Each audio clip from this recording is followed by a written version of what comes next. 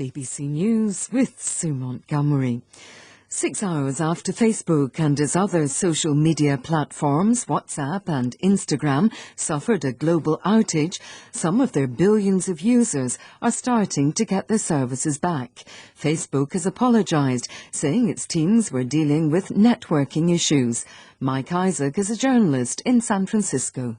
I was on the phone with the company and they confirmed that they've been to the data centers in California, sort of reset some of their systems, and some of the services should be coming back online. It will take some time to stabilize, so getting back to normal and reliable versions of Instagram and Facebook that you're used to is not going to be immediate.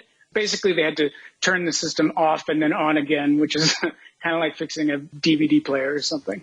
President Biden has lashed out at Republican opponents in Congress, calling them reckless for refusing to join Democrats in raising the U.S. debt limit. Mr. Biden said that if Republicans didn't want to help save the country, they should get out of the way so they don't destroy it. The federal government has 2 weeks to reach a deal or face severe economic consequences. The United States has said it will defend its economic interests to the hilt in its trade war with China.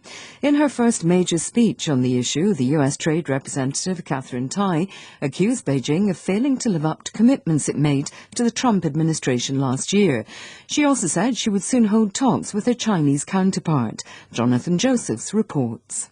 This long-awaited speech was the first real glimpse into how the Biden administration will tackle the U.S.-China trade war. Katherine Tai said she wanted competition between the world's two biggest economies to be fair and that she would strive to protect American jobs.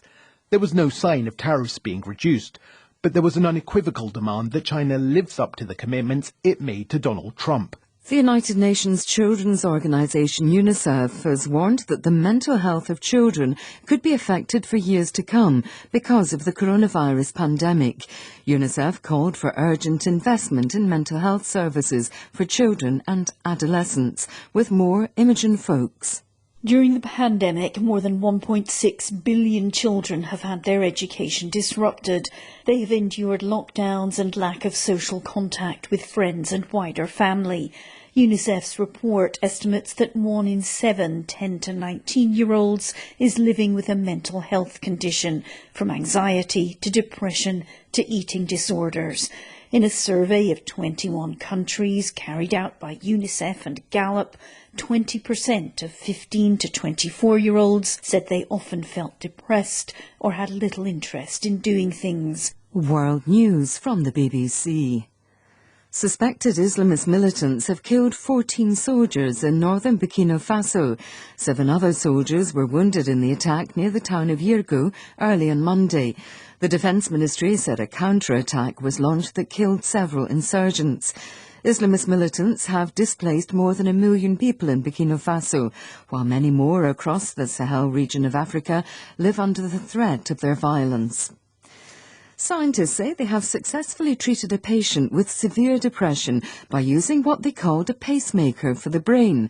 The researchers in California say they surgically implanted the device, which tapped into the brain circuit involved in depressive patterns to reset it. Catherine Scangos, an assistant professor of psychiatry who worked with a patient known simply as Sarah, told the BBC more about their research. We found one location, which is an area called the ventral striatum, where stimulation consistently eliminated her feelings of depression. And we also found a brain activity area in the amygdala that could predict when her symptoms were most severe. The patient, Sarah, said it had turned her life around. Researchers say it offers the prospect of on-demand therapy that's unique to the patient's brain. Peru's jailed former president Alberto Fujimori is expected to undergo heart surgery, with his daughter describing his state of health as delicate. The 83-year-old was transferred from prison to a clinic 2 days ago.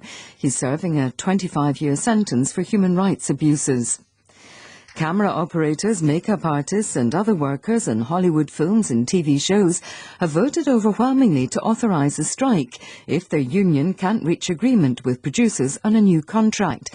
The strike could be the first nationwide one in the union's history and halt nearly all film and TV production in America. BBC News.